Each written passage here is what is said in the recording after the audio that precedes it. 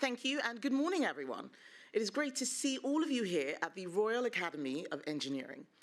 People didn't seem to be getting the message that I was an engineer, so I've decided to do all my speeches here until they do. Engineering is about solving problems, about getting things to work, and it's clear that Britain is not working. Unemployment has risen every single month since Labour came into office. But listening to the Chancellor this morning, you would have thought that was all because of us. People have stopped working. Graduate jobs are down by a third since just last year when Labour came in. Young people are not working, and our high streets are closing down. It's time to get Britain working again.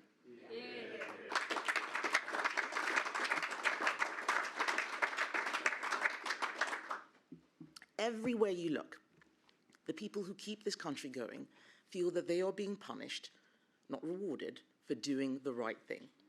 Sole traders, family businesses, family farms. We see many people paying insane rates of marginal tax.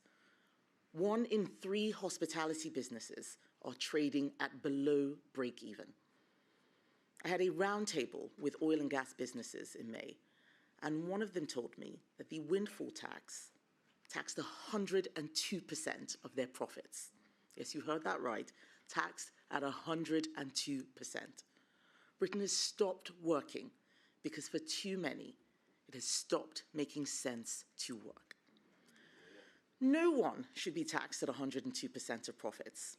I mean, I know nobody in Labour has run a business, but still. Far from solving this issue, Labour seem intent on making it worse. At best, they have given up. They are managing decline. It doesn't have to be like this. And I'm here to tell you how we can fix it, how we can get Britain working again.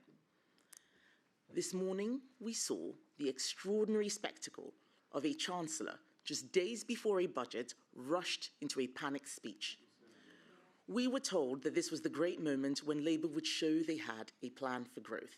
Instead, what we got was a masterclass in managed decline. A Chancellor claiming she was just going to set the context, but instead of clarity, business leaders are none the wiser, investors are confused, workers are anxious, because the truth is, Labour doesn't have a plan to get Britain working again.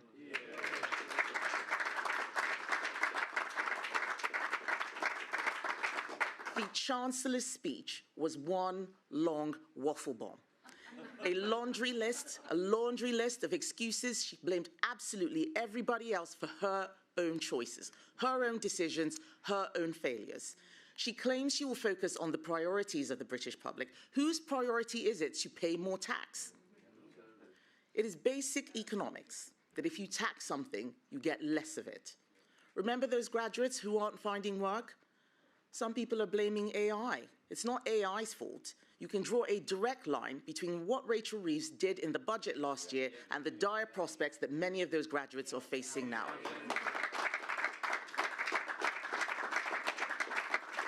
She is the one who taxed their jobs and then destroyed them. When Labour made every business in the country pay more to employ someone, those firms had 3 choices: raise prices, cut jobs, or close.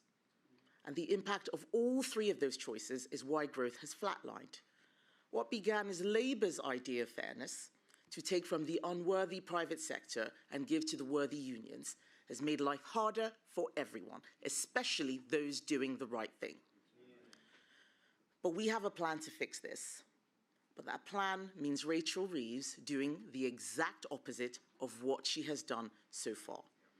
To get Britain working again, we need to scrap the windfall tax to get our oil and gas industry working, scrap the carbon tax, take up our cheap power plan to get our manufacturing industry working, scrap the family farms tax, scrap the family business tax to get our farming industry working again. That's what we would do.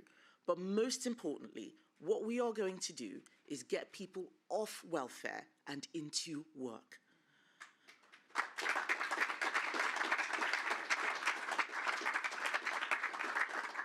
What's happening right now with our welfare system is not just an economic scandal, it's a moral one.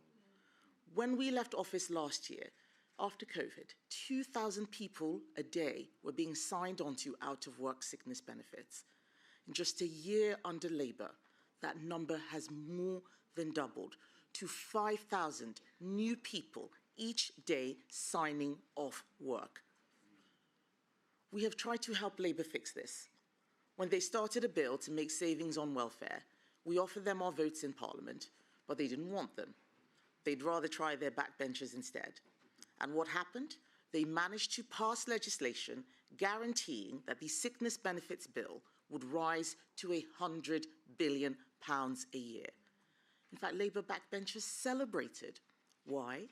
Because they are too scared and too weak to make difficult decisions. They kicked it into the long grass, set up the Timms review, which would try and find some welfare savings. And what did we hear? Last week, we heard the government has now quietly giving up on making any savings at all in this review. Labour believe that they're being compassionate. What is compassionate about writing off millions of people off for life, many of them young people? There will always be a small number of people who do need support. But right now, a generation of young people are being told that instead of challenges to overcome, they have disorders that mean they should never work. This isn't compassion. Even those who have been dealt an incredibly bad hand in life can do incredible things. They can own a home, they can start a family, they can run a business, and many do. But if sickness benefits pay more than the minimum wage, you can understand why someone who's lacking in confidence might not take the risk. Why even bother to get a job? We want to get these people working again. It will help them and it will help us. Not least because for too long, we have relied on immigration to do the jobs Brits won't do. It's been damaging social cohesion. Instead of getting people into work, Rachel Reeves is going to put taxes up. And Reform's position is just more of the same. They are also addicted to welfare with their pledge to lift the two-child benefit cap. It is not sustainable and it is not serious. Only the Conservatives are committed to ensuring that we get on top of public spending, and only the Conservatives will fix our broken welfare system. We have already announced our plan to reduce eligibility for lower-level mental health issues, to make sure people coming to this country don't qualify for benefits, to limit mobility vehicles to people with serious disabilities. Our plan will save £23 billion by restricting access to benefits to those who need them most. And if Rachel Reeves had any sense, she would copy and paste every one of those ideas. We know she's good at cutting and pasting. But we will keep going. Our plan is just the beginning. Each young person not in employment, in education or training is costing the economy nearly £200,000. There are now 1 million of them under Labour. 1 million young people not in education, not in training, not working. Labour might have given up on them, but we haven't. We will get them working, and we will give them a £5,000 first jobs bonus when they do. Yeah.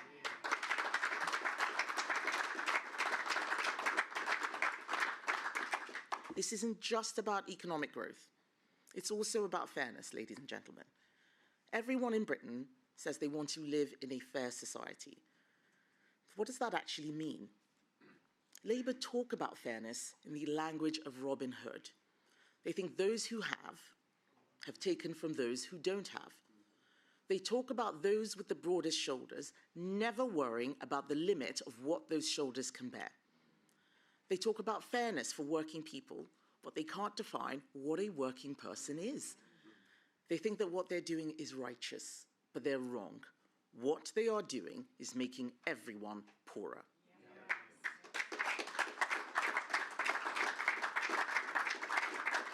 For me, fairness isn't about the government enforcing equal outcomes. I believe that rewards should match effort. If you get up and go to work, provide for yourself and your family, you should be better off than someone who doesn't. If you take a risk, leave the security of a job and start a business, if after hard years of graft it finally succeeds, then you should be rewarded for taking that risk. This simple contract, that effort and risk should lead to reward, is what makes society work. It is how progress is made. You might have seen the news last week that thousands of people on benefits are going to have their debts to energy companies paid off by adding an extra £5 to everyone else's energy bills. How unfair is this? Not only have Labour put your energy bill up by £300, they're going to make you pay extra for other people who cannot pay. We have a plan to get Britain working. In fact, we have many plans. At our party conference, I announced our cheap power plan to cut bills by £165 for the average family by backing British energy production. I noticed yesterday that Reform copied that announcement. It's nice to see other parties following our lead, but we're the only party with a plan to do it. The message that this government is sending couldn't be clearer. Don't bother doing the right thing. Don't bother living within your means, because the government won't. Don't bother putting money away to cover your bills. You'll just end up paying for those that don't. The budget is an opportunity for Rachel Reeves to fix this, to make savings and take the pressure off all of us. But this morning, what we saw is that she's given up trying. Instead, they're just going to wrap businesses in more red tape. Labour are so mistrusting of people, of business. They think you need a politician to check what everyone is doing, and that's the only way to stop anything bad from happening. But this is nonsense. The reality is that all their red tape stop good things from happening. Businesses get swamped in paperwork. They close down, or they don't even bother starting in the first place. Shops and restaurants don't get billed. Our high streets are boarded up. Chancellors can't rent out their own homes without breaking the law because they can't keep up with the red tape. Just look at their employment rights bill. The government has plugged its ears to the warnings of businesses across the country. We tried to work with Labour in the national interest. We offered constructive amendments. It is clear, quite clear, that this current bill is not fit for purpose. It needs a fundamental rethink and overhaul. It won't get Britain working. It will kill jobs. The only responsible action left is for Labour to shelve the bill in its entirety and start from scratch.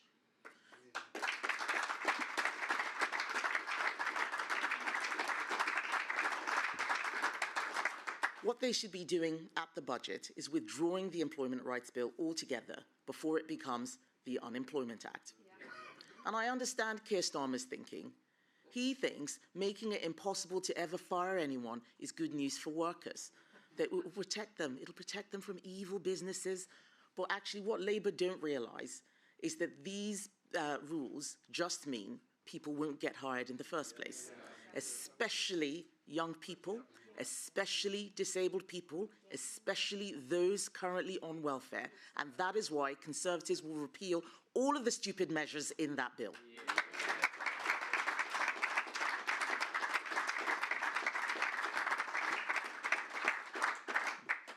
You cannot guarantee that everything is going to work out. You have to allow people to make mistakes, allow people to change their minds, take a risk if you ever want to get this country working again. I'm afraid, ladies and gentlemen, that risk aversion is killing us. The price of avoiding all failure is that we are losing all chance of success. This is the culture that Labour is creating, that you're better off spending your money than saving it, you're better off on welfare than in work, and if you do work, you're better off working for the government or the organisation that is taxing the business rather than the business itself. Just look at that definition of a working person they've been getting into knots about. It gets smaller and smaller every day.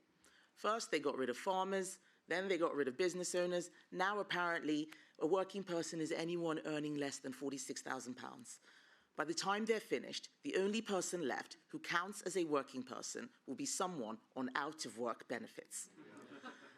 Labour go on and on about fairness while creating the most unfair of economies. They talk about working people while making life harder and harder for people who actually work. And worst of all, they pretend that what they're doing is all necessary. They pretend that they don't have a choice.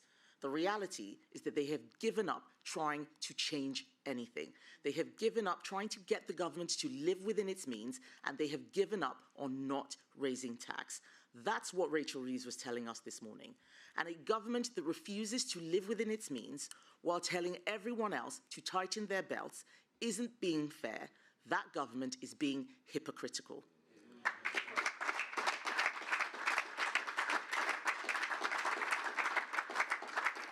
Getting the government to live within its means is not austerity, it is respect. It is respect for taxpayers who already give enough. It is respect for the small business that can't just pass on losses to someone else. And it is respect for the next generation who we want to inherit opportunity, not our liabilities. There is only one way out of this decline.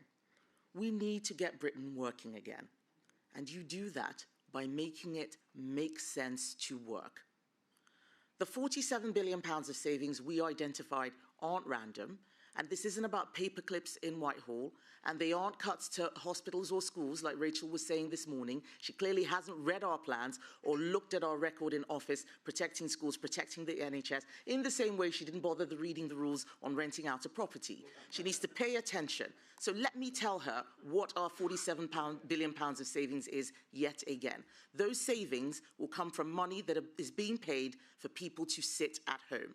Money that is going to those quangos that are wrapping businesses in red tape. It is money that is going on degrees that leave people with no skills and no opportunities.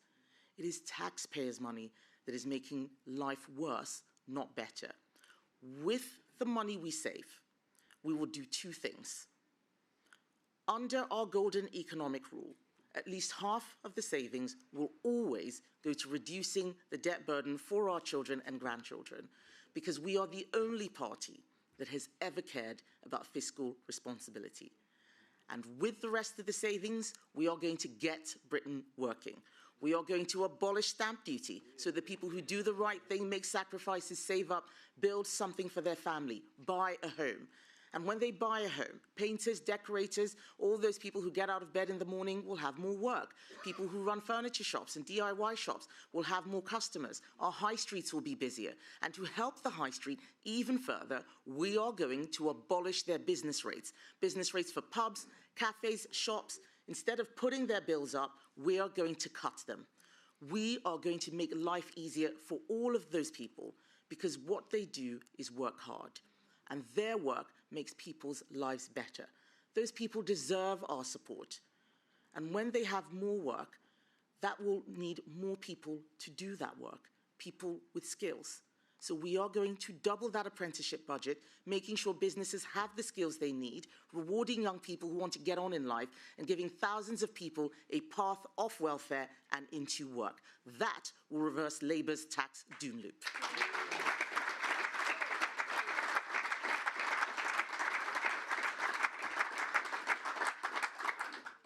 When you tax something, you get less of it. That's why we want lower taxes on jobs. We want more jobs. We want lower taxes on businesses. We want more businesses. We need lower taxes on taking a risk, lower taxes on buying a home, lower taxes on having a family. And we will get Britain working by rebuilding the contract between government and citizen. Those of us who are adults have a duty to act like it. Fiscal responsibility is not cruelty. It is care in its truest form, the kind that thinks beyond an election cycle, the kind that refuses to harm the next generation for the convenience of this one. Fairness is about effort matching reward. It's about people who work hard doing better than those that don't. Fairness is about equal opportunity, not equal outcomes. It is about taking responsibility and being trusted to get on with your life. And fairness is about living within our means so our children don't pay for our debts.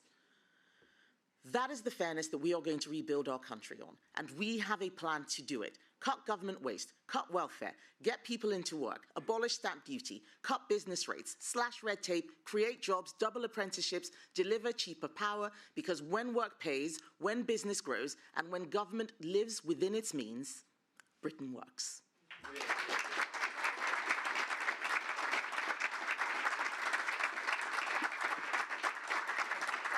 Thank you so much, ladies and gentlemen. Thank you.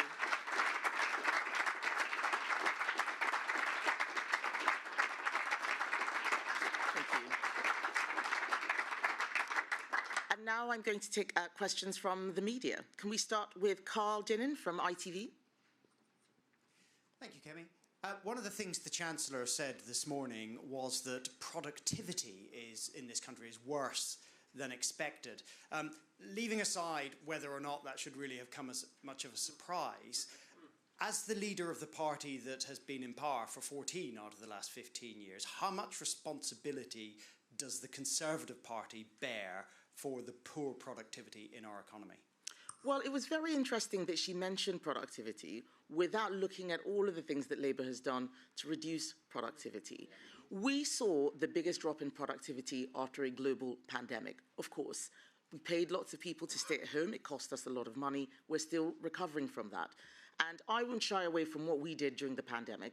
I'm pleased that it was Conservatives, not Labour, because they were asking us to spend even more, keep people out of work longer. That would have made the productivity situation worse.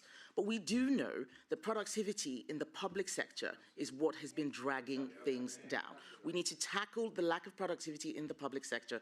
That's why we've talked about making savings within the civil service, about £8 billion of savings. A lot of this red tape, which I'm talking about, will deal with the productivity, scrapping the red tape will deal with the productivity problem. So I have a plan for the future.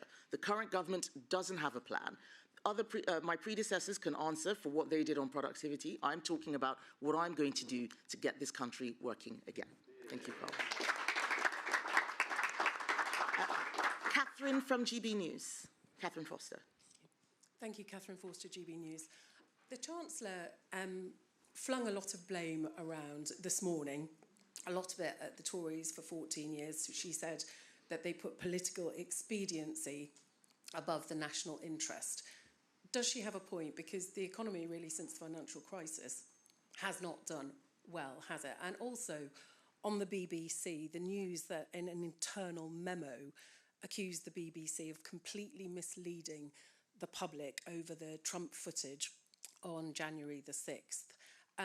What action do you think should be taken about that? What would you do if you were in government at the moment? Thank you. I'm afraid I haven't seen the memo about the BBC, so I can't really answer that question. But it is utterly ridiculous to see Rachel Reeves stand there blaming everybody except herself. Unemployment has risen every single month since Labour came into office, but she wants to blame me for that? That's crazy. She should look at her jobs tax. Look at what she did in the budget. We knew that they were making a mess, and we saw them cheering about how they were going to have a £40 billion tax rate. They thought that they were doing a good thing because no one in that cabinet has ever run a proper business. If we're going to get our country working again, we need people who understand the economy, people who've worked in the private sector, people who've run a business. Rachel Reeves is going to come out playing bingo with all of the lines that she has been practicing for the last few years. That is because she doesn't have a plan. If she had a plan, she'd be talking about what she was going to do other than tax rises. All she is doing is blaming everyone else. This is a chancellor who's back against the wall. She doesn't know what she's doing. We need to get Britain working again. She should copy and paste our plan. That's the best that she can do right now. So she should take our ideas and run with them at the budget at the end of this month.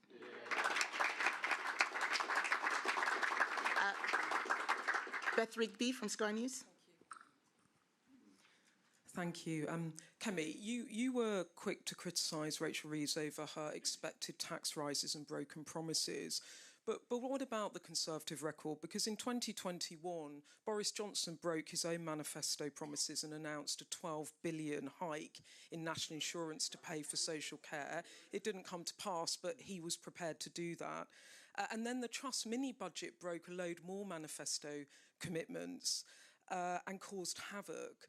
Currently, 2/3 of the public still do not trust the Conservatives on the economy. What's your response to that? Does it surprise you, frustrate you, confound you? Beth, I'm glad that Rachel has sent you her briefing notes, so I know exactly what it is that she wants people to think. But we had a global pandemic. We had a war in Europe that jacked up energy prices. What's her excuse?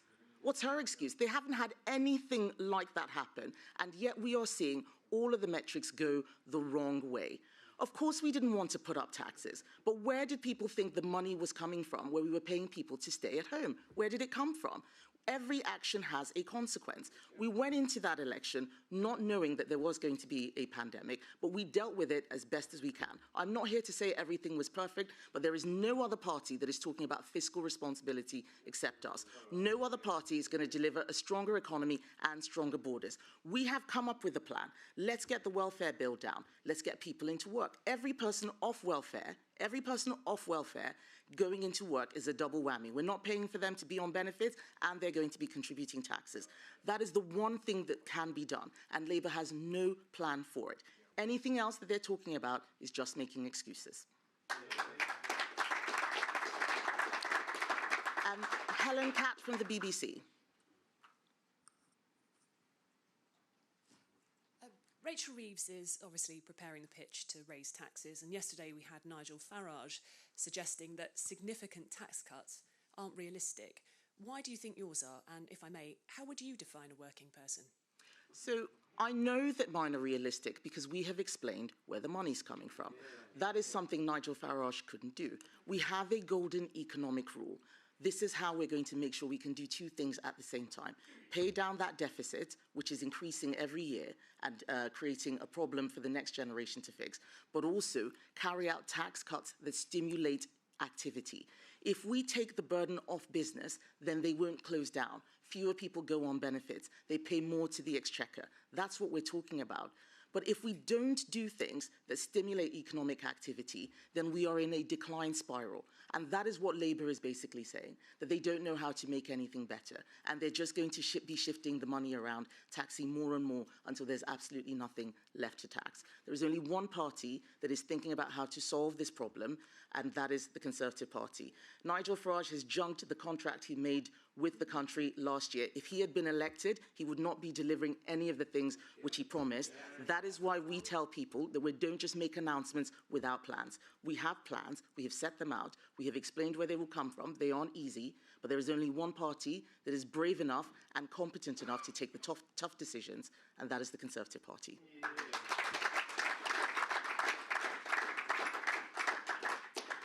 Daisy Eastlake from The Times.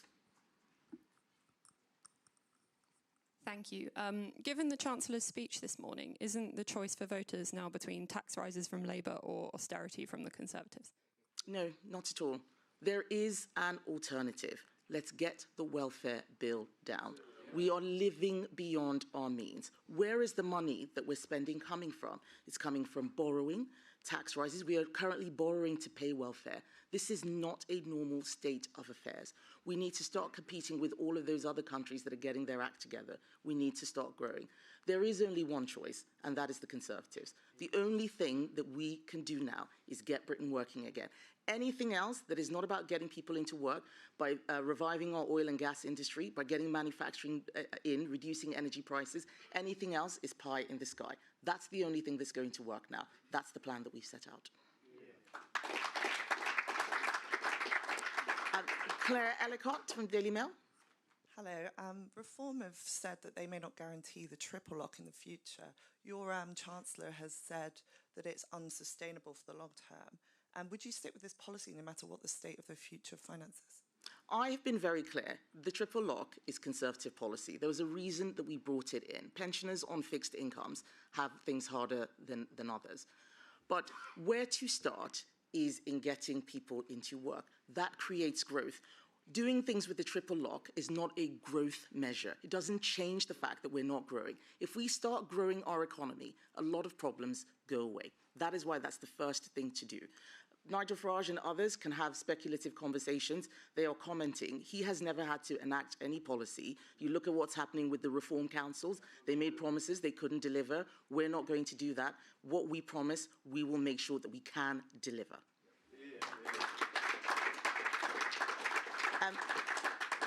David Shepherd from the FT, please.